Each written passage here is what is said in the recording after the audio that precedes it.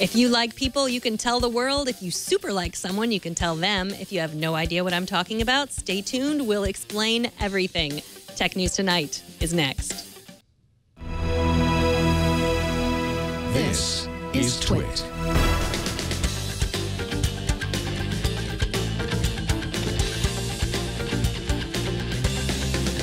This is Tech News Tonight, episode 436 for Thursday, October 1st, 2015. This episode is brought to you by Epson's new EcoTank printers. With Epson's line of SuperTank all-in-one printers, you can print thousands of documents without running out of ink. EcoTank is loaded and ready to print when you are. Visit epson.com/ecotank to find out more. Welcome, I am Megan Maroney. Let's get to the tech news. Taking a page from Microsoft's 1990s playbook, Amazon will stop selling Apple TV and Chromecast devices. Bloomberg reports that the online retailer will remove current listings and will no longer add additional listings for products that compete with their Fire TV as of October 29th. Ironically, they will still continue to sell the board game Monopoly. In a statement, the company said that it's important that these streaming media players they sell interact with Prime Media to avoid customer confusion.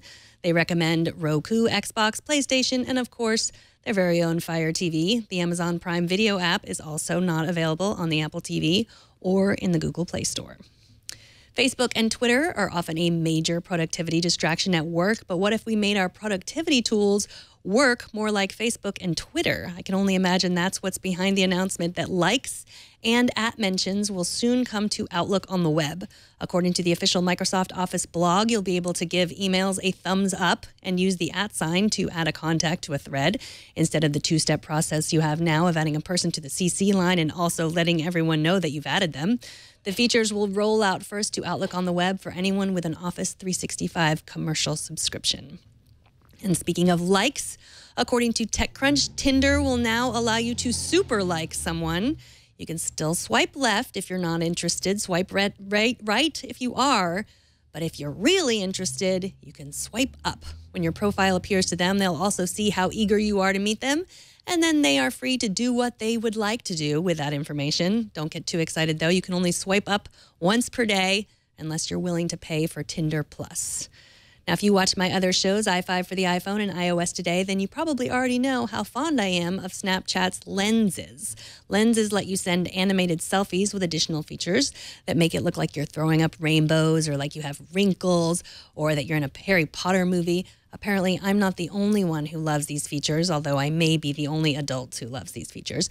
VentureBeat reports that Snapchat will now charge $750,000 for brands to advertise on the Snapchat lenses. Sources have told the Financial Times that these sponsored lenses could be out by Halloween.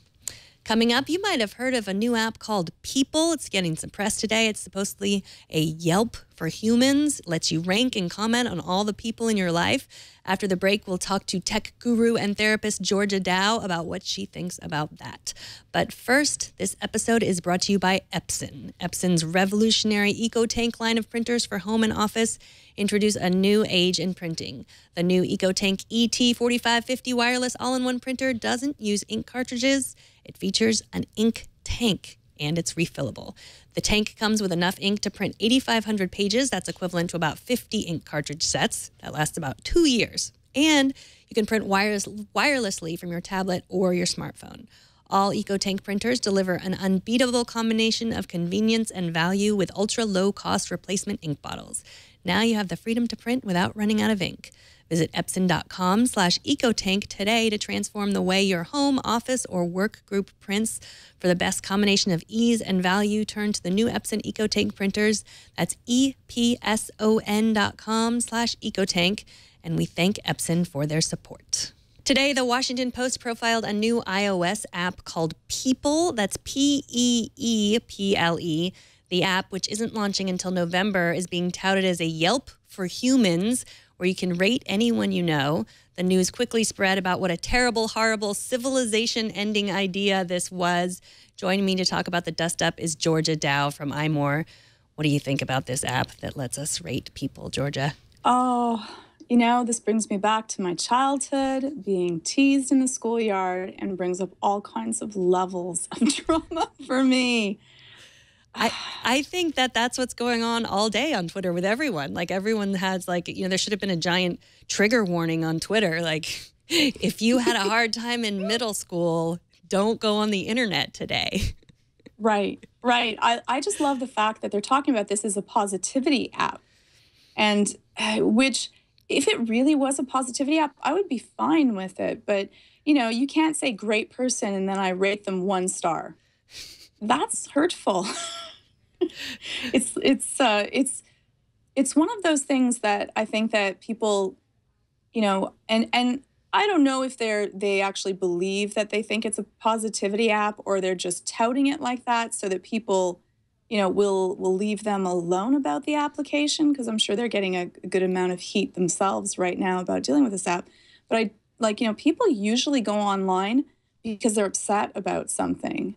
And so I can just see ex-girlfriends, ex-boyfriends writing out horrible things about other people. And, they say that they can take this off if you're upset about it or if it's untrue. You can have it removed, but then the damage is already done.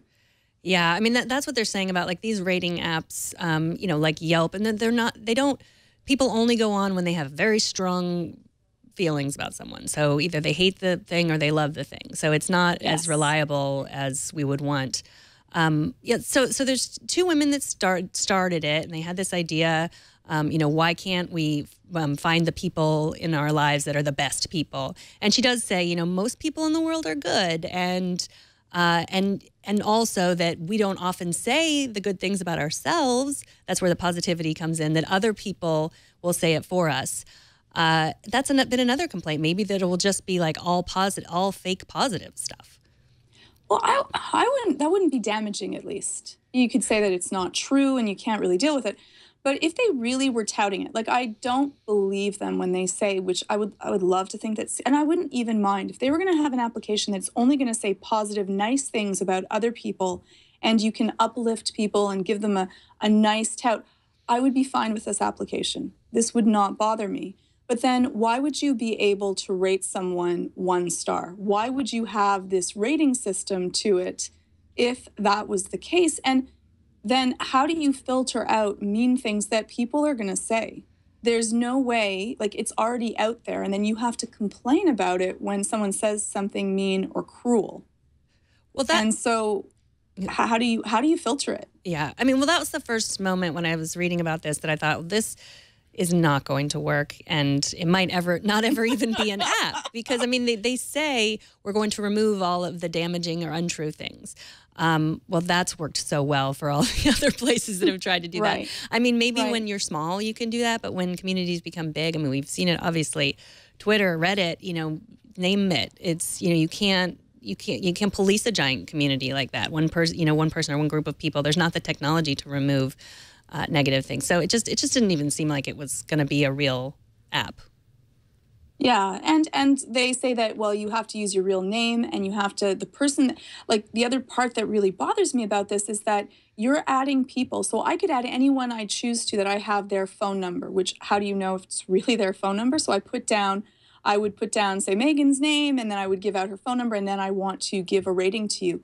But this is without your consent. You may not participate to be part of this application, and you're forced into it. And then it sends you a little message to you saying, guess what? Georgia posted this message about you. And then, of course, you're going to go and check it out. So I think that the idea behind it is really smart. But I think that it's really cruel in that you can't choose to opt out of this. Well, I think you're forced to participate. Yeah, I think you get it at why there was so much outrage on Twitter today, that reason. Because, I mean, there are lots of apps that are like this that are, unsettling to us that we wouldn't use. We have Tinder. That's kind of worse. Like, I'm going to swipe left. I don't want to see your face again, or that kind of thing, that's worse. But that's something you sign up for. And what this, and I'm not even sure, this is sort of still in the beta phase. I'm not even sure that they stuck to that, oh, you can opt out. But in that first Washington Post article, it definitely did say that if you had someone's cell phone number, you could start an account for them, and then anyone could rate them. But I think they maybe have backed away from that a little bit. But I think that is when people felt like they couldn't opt out, when people felt like they had no control over it, that was what scared people and made them go crazy on Twitter. Yes, because you know, you don't want to participate in something and then someone's going to be putting in comments and maybe it's going to be personal information about you. Maybe it's going to be something that seems somewhat positive, but you don't want anyone else to know about something. And so it's putting out all kinds of private information that may be good to many people. You can't even say that it's something negative, but it's about me. I don't even love it when people post my photo on their Facebook page without first saying, hey, Georgia, how do you feel about this photo? What do I look like in this photo? Am I making a strange face? So I wouldn't feel comfortable having other people suddenly rating me and depending on how they feel about me. Right. It just seems like it could be so damaging to people. Yeah, I definitely agree. I thought it was interesting in light of, you know, the past few weeks, there's been the Facebook scam that is raising its head again, where people are posting on Facebook, you have to post this copyright statement on your news feed or else Facebook will start charging you, or, you know, they'll use all your personal information. And I think those kinds of scams, I don't know why they keep coming up, but I have an idea that it's again, the same thing, that lack of control. People feel like they have no control. And they don't really with Facebook. And so they think they can do like the most simple thing, which is I'm going to post this thing in my news feed and then I'm going to control my personal information, which is not true. That's not going to, it's a hoax. And also that it's not that easy to control your personal information online. It's very difficult. So I think I think the backlash against this Peeple app, which I don't believe will ever come and exist, but of course I may be proven wrong. I think the backlash is that people are afraid of being rated, and they're afraid of that's what we do. That's what all social media is. I mean, it's, you know, how many likes do you get? How many, you know, favorites do you get? How many retweets do you get? That's kind of the way most social media, we're already secretly rating all of each other. And so I think that maybe is why everyone got so upset today, because it's just kind of it's what goes on now already. Yeah, and it's going to be, it can get really bad. If you're already feeling depressed, or if you're down, or you're having problems at school, then to hear about someone else posting something on a network about you, that could be exceptionally damaging if you're dealing with a depression or anxiety. You may even choose to be part of this, and then it ends up becoming negative. And people, like, you know, they say that sticks and stones may break my bones, but words will never hurt me. They do. They damage quite a lot. And so people that may be fragile, even if they choose to sign up, it could end up being a really detrimental experience. And you can never unhear something. You can never unread something. You know, you and I are in the public eye and we choose to be on these programs, and still you get these negative comments. And they do hurt. I remember I remember from childhood, every mean, horrible comment anyone has ever said about me. And it sticks with you and it bothers you from the entire time that's out there. So I think that rating a restaurant is fair. If you want to know what's the best restaurant to eat at, that's great. But then trying to rate your friends to see who you should be hanging out with, or this guy that you want to date, how do you know? How do you filter that information, how accurate it is? And then what are the damages to those people that may be more fragile or more sensitive to this? It's one of these applications that I think that the negatives definitely outweigh the positives. Yeah, and I think that there's also the question of libel that a lot of people have brought up today. And if you say something, you can say something about someone in a public figure, but you can't just say something about someone just because you know, there are laws against that. So Yes, and at least the one thing that they have going is at least you have to actually post your name. Right. And so there's not that anonymity. So a lot on Twitter, you can kind of be anonymous and post things and then kind of disappear from Twitter, and it's harder to find out who you are. So at least with this, you're supposed to be using your real name. But who's to say that someone doesn't go onto someone else's Facebook and log in, or it's still running and you're going to post it under someone else's name? I think that at least they're not having anonymous people posting, which would make it much worse. And when we're accountable, it does lessen the chances of people saying mean things. But, you know, it's so sad to me. Well, now, and it's interesting too, the founders, Julia Cordray and Nicole McCullough. Nicole McCullough is the one that she's a mother, and she said she wanted to create this product so it could help her identify trustworthy babysitters or neighbors, people who would be interacting with their kids. I thought that was interesting. That was, first of all, there are lots of services like that, Sitter City. I mean, there's all kinds of places where you can go online in all communities and find neighborhoods. There's parents groups. There's actual people that you could talk to. But so I think that was just sort of, okay, well, that's not a good reason to rate people. And it's another way where, those kinds of recommendations are often best done by people you know. And I understand if you move to a new town and you don't know anyone, it would be more difficult. But who to trust, that's what your instincts are for, not for a rating system, like not for like a Yelp for people. That's not. Yeah. And I thought that this was supposed to be a positivity application. Isn't that what they're touting it as? Because if it's a positivity application, they should all be positive comments. So then how would you know to trust? Right. If someone's going to be honest about it. What people say in a public forum might not be exactly what their main opinions are. That's why you should always call, other people that have used this service and not just the references that the person that you wants to be hired is giving you. And so you want to be able to actually check someone out, meet them, talk to other people that they've worked for. And that would be more appropriate than an application that they had touted as, well, we're only going to have positive things and negative comments we're going to take off. So then that doesn't really make sense to what, they had hoped for. Mm-hmm. So there's a lot of confusion about this app today. There's another photo sharing app called Peeple, same name. A door-mounted peephole camera app of the same name also announced today. Peeple, just bizarre. That's what made me think, wow, is this just like a hoax? Is it performance art? I didn't know. There was definitely a fake Twitter account that someone opened for one of the founders of Peeple, and she was just tweeting how she didn't like unsolicited feedback and didn't know how to take feedback off of her Facebook page. It seemed like the biggest irony until I figured out that's probably a fake Twitter account. Yes. Yeah, exactly. But it does kind of put to it like how, like with all of the negative feedback that they're getting from this, I wonder how that feels to have to deal with. Right. But I have a question for you. If you actually found out, if someone messaged you saying that they had left a comment about you on this, would you get the application in order to check it out? Well, that's a good question. Because, right, that's how we would that's a real way that we could say this is wrong by not downloading the app, right? But then, if someone, I don't know. That's a good question. I'm going to say I'm not going to download it if it ever becomes an app. So you guys can write whatever you want about there. I'm not going to go. But, sometimes it's hard. What would you do? Oh, it's like those rate your doctors and other things. It's hard. It's hard to say what do people saying, what's happening. I know that I do read all of the feedback that I get on any video or on any of the podcasts that I'm on. And I check out Twitter if you're going to talk about, what was my appearance like right now on News Tonight. I'll be like, I'm going to take a look and I'm going to read it. So I think it might be slightly disingenuous that I wouldn't want to know what it might be.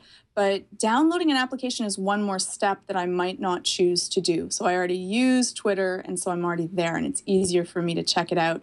But I think that, I don't use Facebook, first of all.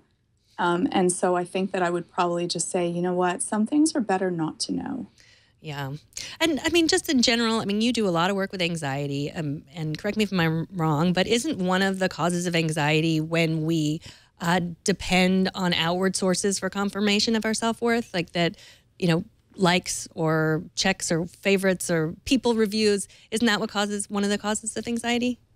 Yes, it is. It's that feeling, needing to be liked or wanted by others instead of being able to say, you know what, not everyone's going to like me in the world, and that's going to be okay. And that's when you feel that self-confidence. So anytime that you're using an extrinsic, outside of yourself, mode to feel comfortable or even to feel happy, that's not going to be something that's sustainable. And so you're going to want more from that. And it's like one of these feeding frenzies. Unfortunately, I think that that's one of the parts that this application preys upon. People that may have lower self-esteem or anxiety issues or feeling down, they may choose this outward source to try to feel better about themselves, or out of anger or anxiety, post about someone else and be like, got them there. And so it's going to be one of these feeding frenzy things. And that's why I think so many people are up in arms about it. So instead of downloading this app when it comes out, you should check out Georgia's video series, her anxiety videos. What's the address again? It's anxiety-videos.com. And Georgia Dow is the senior editor at iMore. She is a therapist. She's at Georgia_Dow on Twitter. Thank you so much for joining us. Thank you, Megan. Talk to you soon. Bye. And finally tonight, Hook 'em Young. That's the thinking behind the UK government's Cybersecurity Challenge UK. It's a new 3D video game platform aimed at finding and recruiting pint-sized white hat hackers. The Next Web says the browser-based MMO includes a code cracking and other security-related challenges. The Sci-Finks virtual skyscraper was built in Minecraft and serves as the gateway to the games and competitions that will help discover budding cyber defenders. Anyone interested can sign up at cybersecuritychallenge.org. And that's it for this edition of Tech News Tonight. You can subscribe to the Tech News Tonight on Facebook, Spotify, Deezer, Stitcher, iTunes, YouTube, Feedly, Yahoo, TuneIn, RSS, or many other options. And if you're in the San Francisco Bay Area, email tickets at twit.tv to come and watch a live show. You can also subscribe to this show at twit.tv/TN2. You can write to us at tn2@twit.tv, and you can watch live every weekday at 4 p.m. Pacific. And don't miss our morning news program, Tech News Today, every weekday at 10 a.m. Pacific, 1 p.m. Eastern. I'm Megan Maroney. Thanks for watching. Bandwidth for Tech News Tonight is brought to you by Cashfly.com.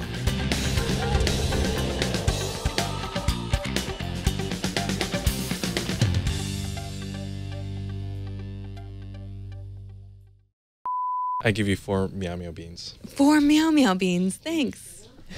Is that a lot? That's not a lot. That is a lot. It's out of 5, right?